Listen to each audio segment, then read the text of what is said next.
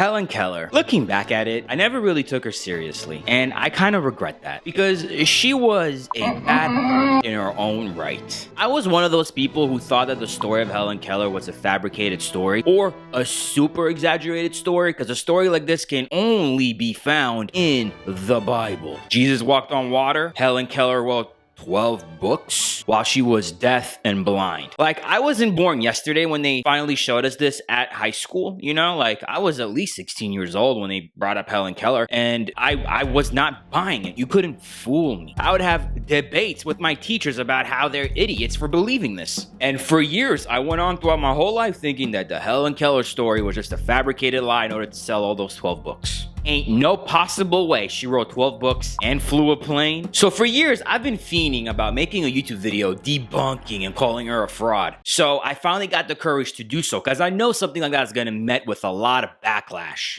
And as I was doing my research to see if the story is fraud or not, I just kept getting more and more inspired. I mean, I remember reading some of the things that she has accomplished in her life, even though she couldn't see or read, and like the hairs on my body would stand up. So I'm here to correct that wrong, because I feel like the world needs hope, and I kind of wish that somebody cool would have told me about Helen Keller versus my teachers that I all thought were lame. I wish that when I was 16 years old, a cool person would have told me about Helen Keller.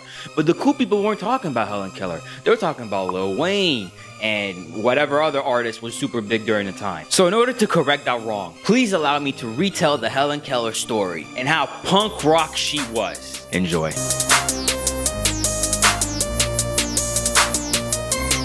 Helen Keller. She was born in Home Sweet Alabama to two parents, like everybody else. The thing that sets her apart, though, is that her parents happened to be Arthur H. Keller and Keith Adams Keller. Her father was an officer in the Confederate Army, editor of the North Alabamian newspaper, and a U.S. Marshal for the Northern District of Alabama. So not only did he lose in the war, he then wound up working for the people that took his job. And yes, this is the same Arthur Keller that was really good friends with General Lee. It doesn't define him per se, but keep in mind that this is true. So unfortunately for Helen Keller, and it's such a sad thing that had to happen, at 19 months old, she unfortunately lost her vision and her hearing. And because of this, she had to be sheltered at the house away from society, becoming a huge emotional toll on her family, lashing out, using things to hit others with, and sometimes even biting. But can you blame her? The poor child could not see, could not hear,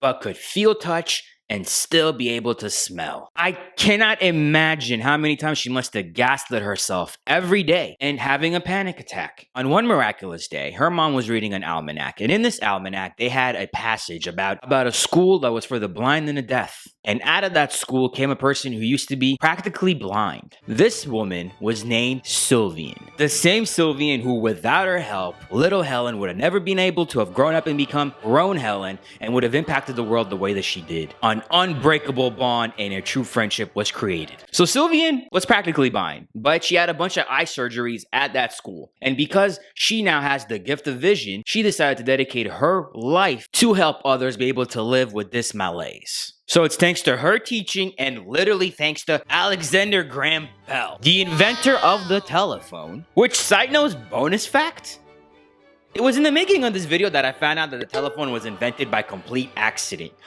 What he was trying to invent is hearing aids, but he accidentally wound up inventing the telephone.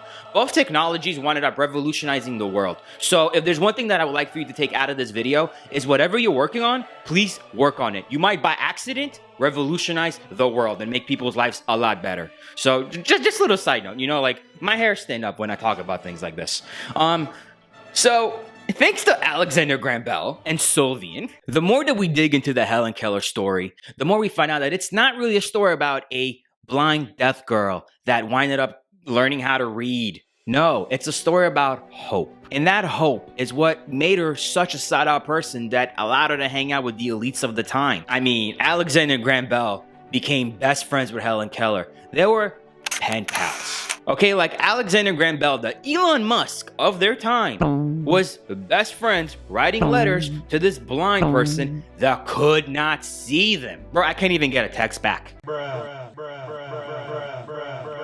I'm sure that when you were in high school, your teachers assigned you to watch The Miracle Worker, which is a masterpiece, by the way. I'd give it a 10 out of 10. It's a whole documentary about how Helen Keller learned how to write. And the emotional scene of her learning how to spell the word water is what made that movie so iconic to this day. Sullivan would hold Helen Keller's hand over a water pump, and when the water would hit her hand, she would then make her spell out the words with her fingers. And through practice and repetition and not giving up, Helen Keller eventually connected the two and was able to use that technique to learn how to write. Keep in mind, when I was her age, I was getting yelled at because my teachers couldn't read my cursive. Yo, Helen Keller couldn't even see, my guy. Mad at me. When Sullivan showed up to Helen Keller's life, she was only 6 years old. So she's been in blindness for almost 4 to 5 years. And Sullivan herself was still a very young woman. She was only 20. If you would have asked me to dedicate my life to teaching the blind and the deaf how to read at 20 years old, I would have been like, nah, bruh, I'm sorry, but I'm here to party rock.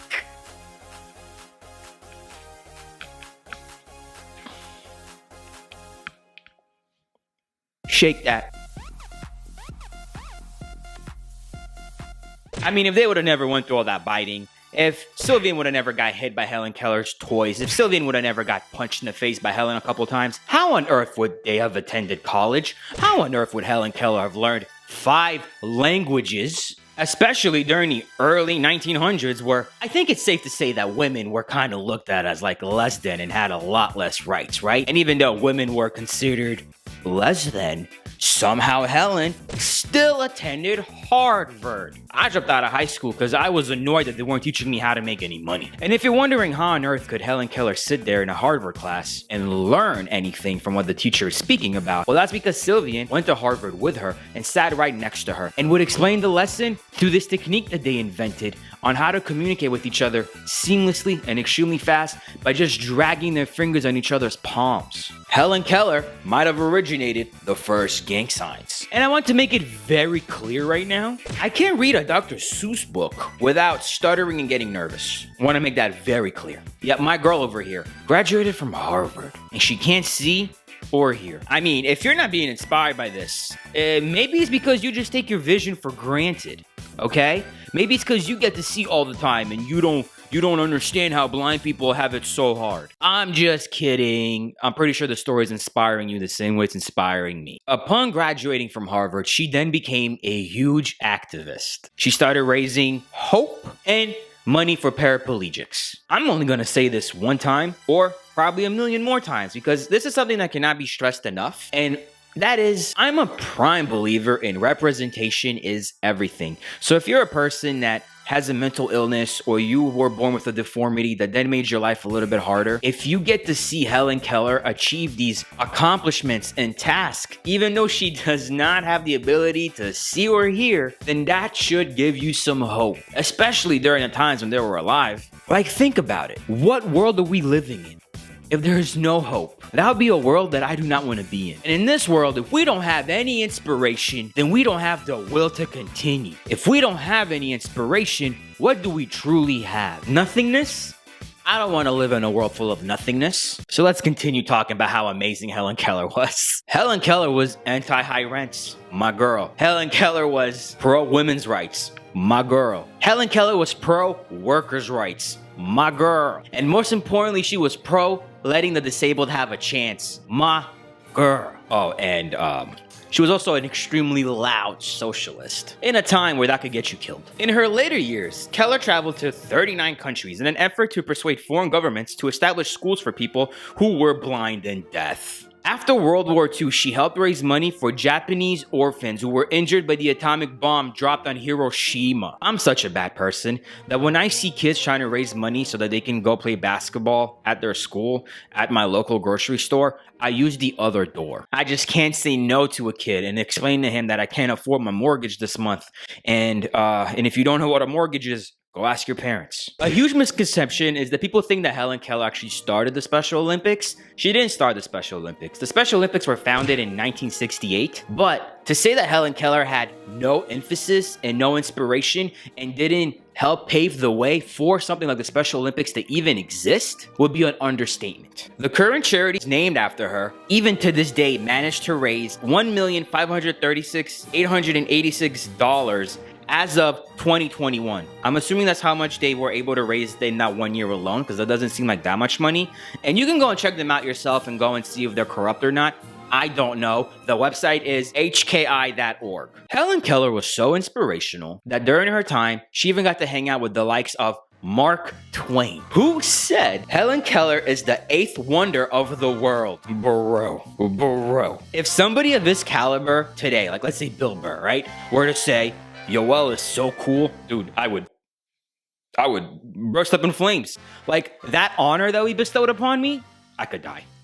Thank you so much. And she got that honor bestowed by Mark Twain on some Notice Me Senpai. Okay? And the two had a very cool friendship. They were the best of friends. Look how much fun they're having in these pictures. She also got to meet the legendary Charlie Chaplin. And she's quoted for thanking him for making satirical comedies about today's society because the world needs a lot more of that. She also got to be in a movie starring herself, kind of like Eminem did in 8 Mile. The movie was called Delivered. And no, not the Delivered by Jesus, but by Delivered by Helen Keller. The movie's whole plot is to make the best out of a horrible situation. The movie highlights her struggles growing up, her struggles trying to fit in the world that is not designed for her whatsoever, not designed for anybody with a disability. To this day, kinda. But even though through all that sorrow, you might not have it as bad as she does. So you got something to look hopeful for. You got inspiration. The Helen Keller story was a story about hope. If she can do it, you can do something as well. Because even though Helen Keller's blind, she's about to hop on this plane and fly it. And they documented this in this movie, actually.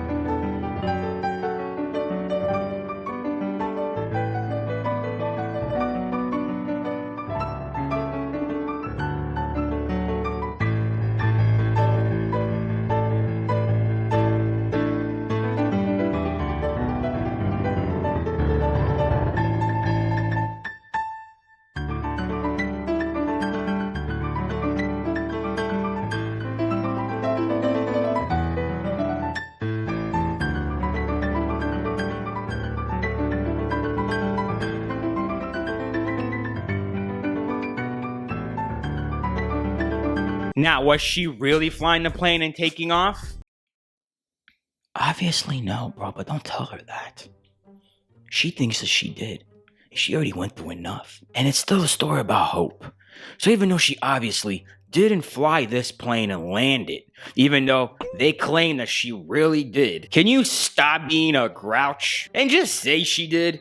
Like, obviously she didn't go to no air pilot school and didn't learn how to take off a plane, and that it's not that easy to fly a plane and more people would do it if it was that easy. But shut up. Shut up. You were not alive in the 1800s or early 1900s. You have no clue how bad life was, okay? They had to go through polio. Then they had to go through the Great Depression. And then after that, they only had a couple years before they all had to go to war. It was just L on L on L on L on L. So people needed a story of hope. People needed a reason to wake up in the morning. People needed to see other people struggling as well so they know they're not alone in their struggle. And keep in mind, when I was 16 years old, I could care less. But now that I'm a 30-year-old grown man, well, not 30 yet, I'm 29 as of recording this video, but I'm turning 30 in like a month. Grown man? What an absolute inspiring story. In my opinion, Helen Keller is pretty punk rock. Because I know damn well that I would not be able to survive in the 1920s. I would just get a sinus infection and that would be the end of me. I would die in some alley in New York City and nobody would even care. My body would probably be decomposing for months before somebody finally moves me. But I get to live in 2023. Where that's never gonna happen because I can use antibiotics. Okay, they had no AC in the 1920s. So people needed hope. People needed to be sold hope, okay?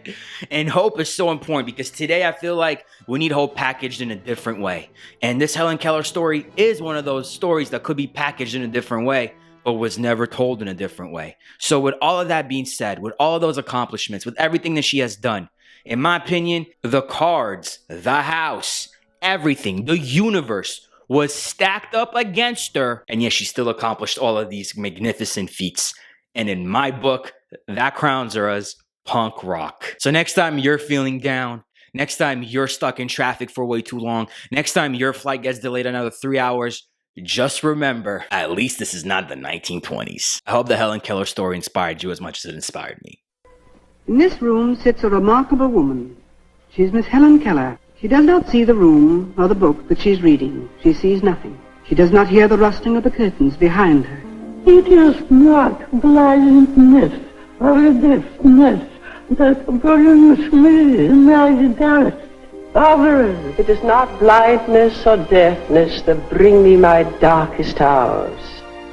It is the acute disappointment in not being able to speak normally. It is the acute disappointment in not being able to speak normally.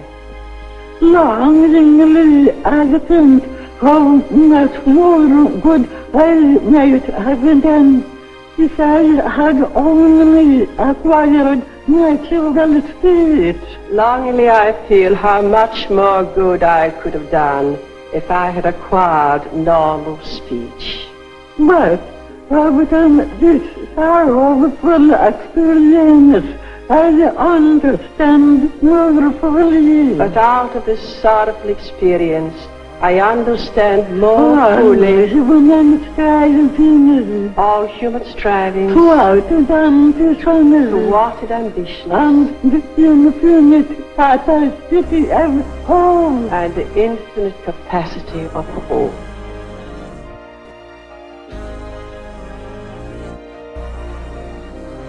Well, thank you so much for making it all the way to the end of the video. Okay, now, shameless plug. Guys, I made a pop punk song. Hell yeah, I did. Please go check it out. The link is in the pinned comment. It's also in the description, and I'm gonna put a link to it at the end of the video right here somewhere. I made a pop punk song about toxic masculinity because it is something that I struggled with when I was growing up, and now that I'm a full-grown adult, I realized that, damn, I sure did waste my time. Why was I so closed up? I should have been a lover instead and loved as much as I could. Because that's all I want to do now. Just want to give back, man. So, go check out my song if you'd like to. Don't forget to leave a like on this video. And I hope the Helen Keller story inspired you as much as it inspired me. My hair on my body is erect.